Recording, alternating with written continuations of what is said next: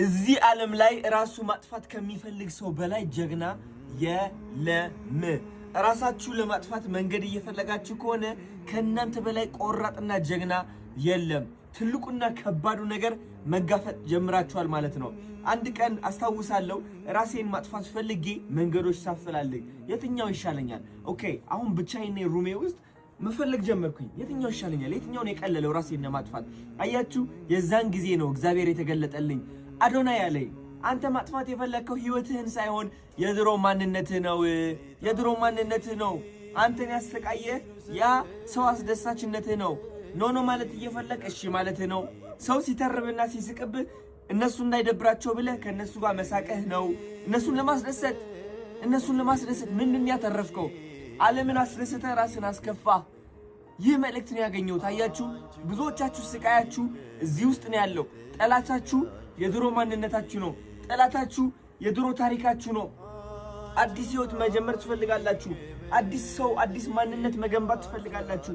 መራመድ ትፈልጋላችሁ። ግን ታስራችሁ ያላችሁት ለዓመታት እንደዚህ ብላችኋል። መንቀሳቀስ እምቢ ብላችኋል። ምን ያህል እንደሚጨንቅ ደግሞ አውቀዋለሁ።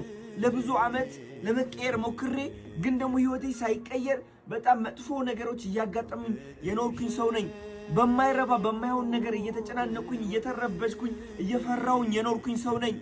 ምን አገባኝ? ለመሞት ውሳኔ ላይ ከደረስኩ ህይወቴ ለመቀየርም ውሳኔ ላይ መድረስ እችላለሁ ማለት ነው።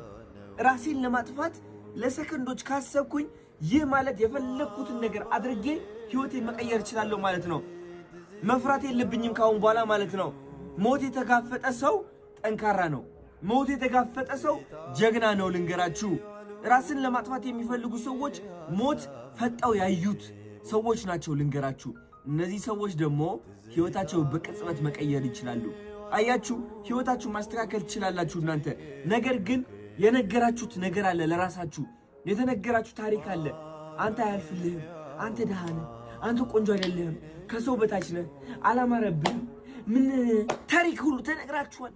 የማያስፈልጋችሁ የማይጠቅማችሁ እምነት ተሸክማችሁ የምትዞሩ ሰዎች ናችሁ።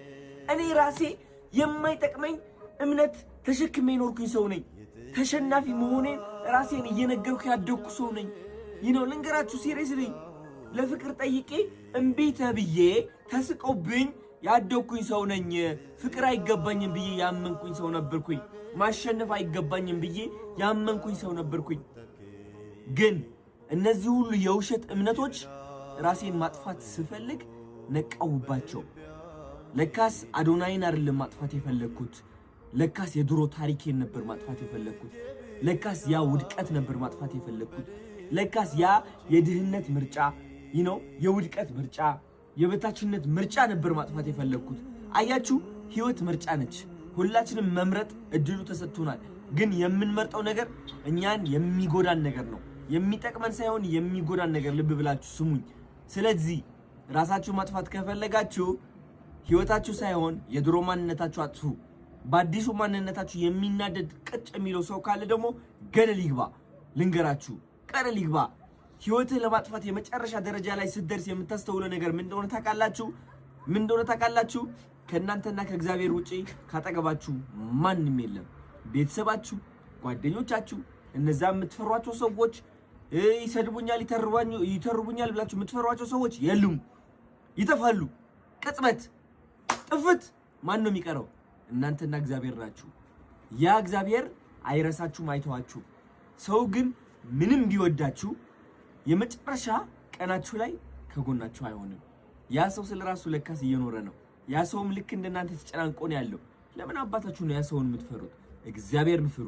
ቢካዝ መጨረሻ ላይ ከናንተ ጋር የሚሆነው እግዚአብሔር ነው። እግዚአብሔር ይዛችሁ ደግሞ ብቸኝነት የሚባል ነገር የለም። እኔ እግዚአብሔር ከጎኔ ሳረገው ነው ብቸኝነትን መፍራት ያቆምኩት። እግዚአብሔር ከጎኔ ሳረገው ነው ቀጥ ብዬ ቆሜ አዶናይ ጀግና ነው ማለት የጀመርኩት። ማንም ሰው አዶናይ ጀግና ነው ከማለቱ በፊት ከእግዚአብሔር ጋር ሆኜ አዶናይ ጀግና ነው ብያለሁ። ልንገራችሁ፣ ሰው የእናንተ መስታወት ነው። ሰው እምነታችሁ ነው የሚያንጸባርቅላችሁ። ግን ደግሞ እምነታችሁ ከማንጸባረቁ በፊት ይፈትናችኋል። አንዳንዱ ያማችኋል፣ አንዳንዱ ይተርባችኋል፣ አንዳንዱ ይወቅሳችኋል፣ ያወዳድቃችኋል፣ ስህተት እንደሆናችሁ ይመክራችኋል፣ በፍቅር አድርጎ መርዝ ያቀብላችኋል። ስንት መከራ ታልፋላችሁ። ስኬት እንግዲህ እንቁ የሆነበት ጣፋጭ የሆነበት ምክንያት ለዚህ ነው። ይህ ሁሉ ነገር መሻገር አለባችሁ። ወዳችኋለሁ። ስኬት ማለት ዓለማዊ ሳይሆን መንፈሳዊ ነው። መንፈሳችሁ ላይ ካሸነፋችሁ ይህ ዓለም ማሸነፍ ቀላል ነው። የታባችሁ ወዳችኋለሁ። 4 ያ